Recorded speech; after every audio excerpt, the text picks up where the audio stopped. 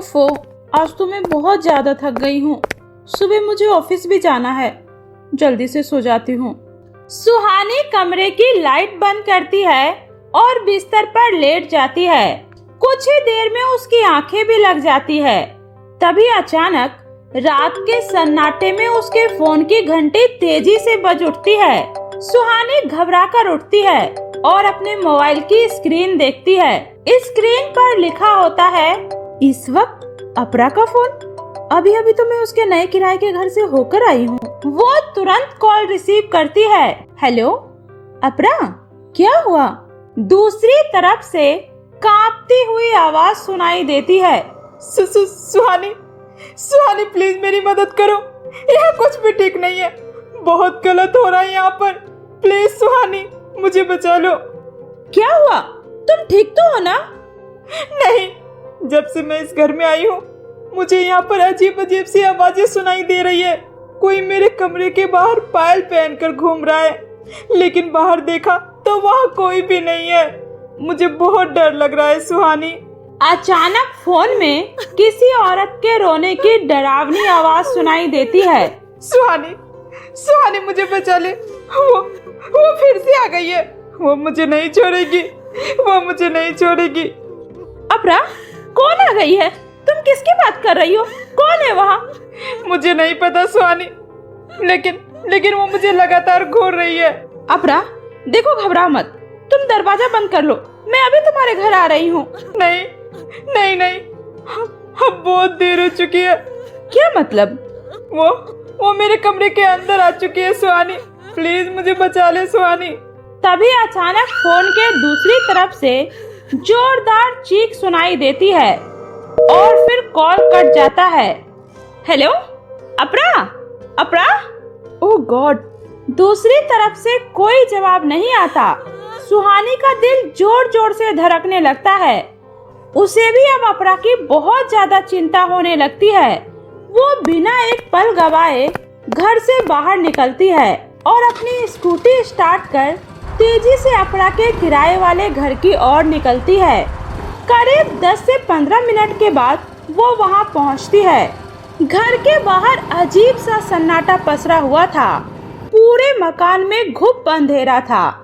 हवा के साथ घर का जंग लगा लोहे का गेट धीरे धीरे चर चर की आवाज निकाल रहा था। सुहानी कांपते हुए अंदर जाती है। अपरा, अपरा, कहाँ हो तुम? अपरा, कोई जवाब नहीं आता है। अपरा, कहाँ हो तुम? अपरा।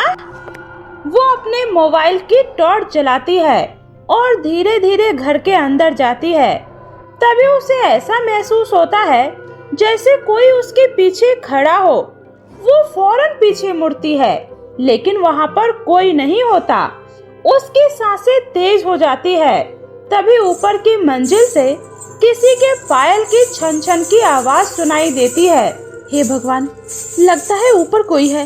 वो डरते डरते सीढ़ियों पर चढ़ने लगती है, लेकिन जैसे ही वो ऊपर पहुंचती है, अचानक पूरे घर की लाइट जल उठती है और तभी सामने से अपरा और मीनाक्षी हंसते हुए बाहर निकल कर आती है। सरप्राइज!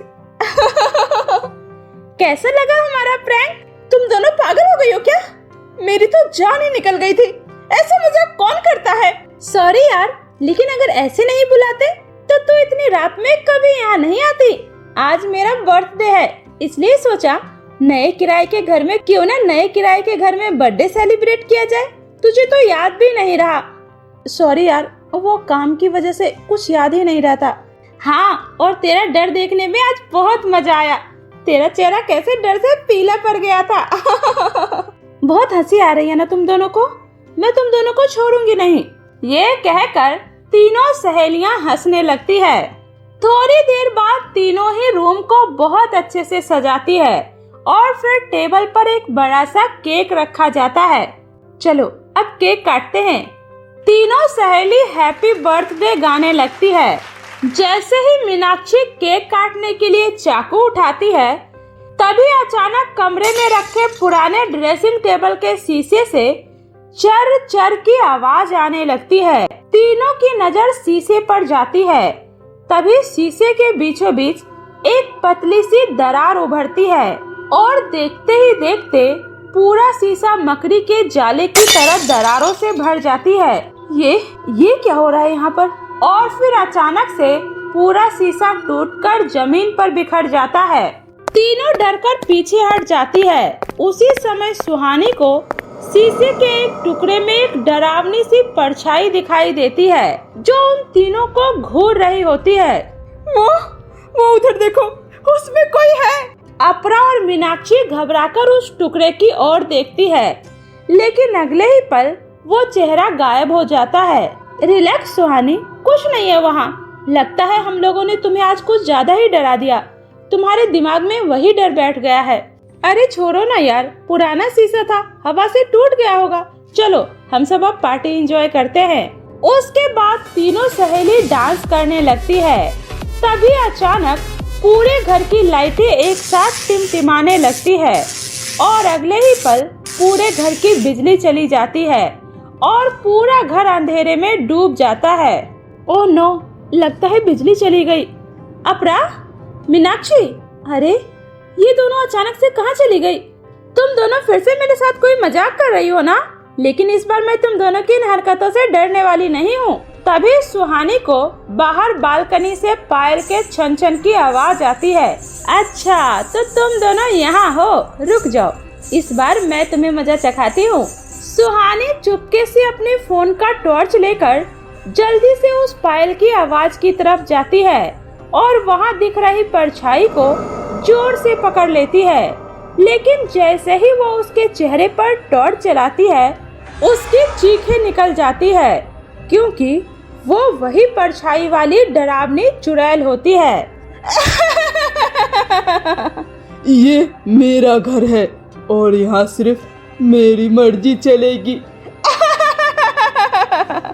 नहीं नहीं नहीं, ये सच नहीं हो सकता, ये नहीं हो सकता। सुहानी डर के मारे पीछे हटने लगती है। उसका पूरा शरीर कांप रहा था। तभी अचानक पूरे घर की लाइट वापस आ जाती है और पूरा कमरा रोशनी से भर जाता है। सुहानी घबराकर इधर उधर देखती है, लेकिन वहाँ पर कोई चुड़ैल नहीं होती। तभी पीछे से अपरा की आवाज आती है। सुहानी, क्या हुआ? तुम यहाँ अकेली क्या कर रही हो? सुहानी पीछे मुड़ती है। अपरा, मैंने उसे देखा। वो यही थी, बिल्कुल यही, मेरे पास। कौन? किसकी बात कर रही हो तुम? तुमने किसे देखा?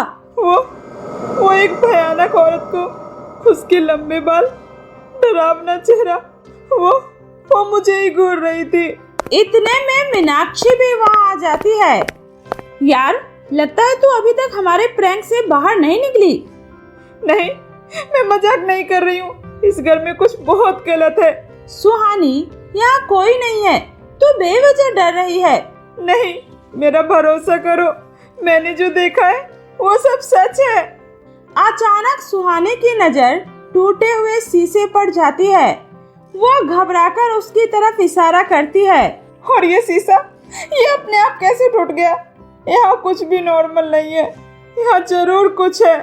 अरे यार, पुराना शीशा था इसलिए टूट गया।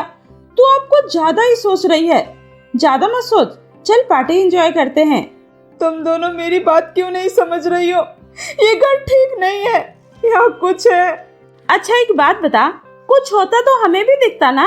रात बहुत ज्यादा हो गई है, इसलिए आज यहीं रुक जा। नहीं, मैं यहाँ पर 1 मिनट भी नहीं रुकूंगी, मैं जा रही हूँ। तुम लोगों को मेरी बात नहीं माननी है ना, तो मत मानो, मैं जा रही हूँ। तभी ऊपर वाली मंजिल से अचानक किसी के जोर जोर से हंसने की आवाज आती है। ये कैसी आवाज है? कौन है ऊपर? यार, कोई दूसरा किरदार होगा। इतना ओवर रिएक्ट क्यों कर रही है? बस बहुत हो गया, मैं जा रही हूँ यहाँ से। अच्छा एक बात बता, अगर रास्ते में तुम्हें चुड़ैल मिल गई तो? प्लीज यार, रुक जाना। चुड़ैल मेरा कुछ नहीं बिगाड़ सकती, क्योंकि मेरे पास बाबा जी का दिया हुआ ताबीज है। तुम दोनों अपनी सोचो, मैं जा रही हूँ, अपना ध्यान रखना। सुहानी तेजी से सीढ़ियाँ उतरती है और घर से बाहर निकल जाती है। कुछ ही देर में वो अपनी स्कूटी स्टार्ट करके वहां से निकल पड़ती है। रात का सुनसान रास्ता था, चारों तरफ घना अंधेरा था। सुहानी बार बार पीछे मुड़कर उस घर की तरफ देख रही थी। तभी अचानक उसका फोन बजता है। मोबाइल स्क्रीन पर नाम देखकर वो रुक जाती है। मीनाक्षी कॉलिंग। अरे ये अब कॉल क्यों कर रही है? अब मैं इसकी कोई बात नहीं सुनूंगी, मैं यहाँ बिल्कुल नहीं रुकूंगी। उसके बाद सुहानी अपने घर आ जाती है। अगली सुबह उसके पास फिर से मीनाक्षी का कॉल आता है। मीनाक्षी बोल। दूसरी तरफ से मीनाक्षी की आवाज आती है। हेलो सुहानी, सॉरी यार, मैंने तुम्हें डिस्टर्ब तो नहीं किया? नहीं, अब सब ठीक है। बता यार, मुझे तुझसे एक काम था। मैं अभी बाहर हूँ, इसलिए तू मेरा काम कर देगी? सुहानी हैरान हो जाती है। बाहर कहाँ? और तू इतनी जल्दी बाहर कैसे चली गई? अरे यार, वही कनाडा में। मैं तो पिछले 1 हफ्ते से यहीं पर हूँ। क्या? हाँ। ये सुनकर सुहानी के पैरों तले जमीन खिसक जाती है। नहीं, ये झूठ है। यार, मैं झूठ क्यों बोलूंगी? लेकिन कल रात तो हम सब साथ में थे ना? हमने तेरा बर्थडे भी मनाया था, केक काटा था। क्या बकवास कर रही है? मेरा बर्थडे अगले महीने है। ये सुनते ही सुहानी के हाथ कांपने लगते हैं। अच्छा सुन, मैं पिछले 1 हफ्ते से इंडिया में नहीं हूँ। सुहानी, तू ठीक तो है ना? सुहानी फोन रखकर जल्दी से अपनी स्कूटी निकालती है और वो उस किराए के घर पर फिर से जाती है। तो उसे पता चलता है वो घर काफी समय से बंद है। आसपास के लोगों से बात करने से उसे पता चलता है कि पिछले साल उस मकान में एक लड़की के साथ एक हादसा हुआ था। तब से उस मकान को कोई भी किराए पर नहीं लेता। लोगों का कहना था आज भी उस घर में एक लड़की की आत्मा भटकती है। ये सब सुनकर सुहानी पूरी तरह सन्न रह जाती है। तभी वहाँ खड़ी एक बुजुर्ग कहती है, बेटी, उस मकान में जिस लड़की की मृत्यु हुई थी उसका नाम अपरा था।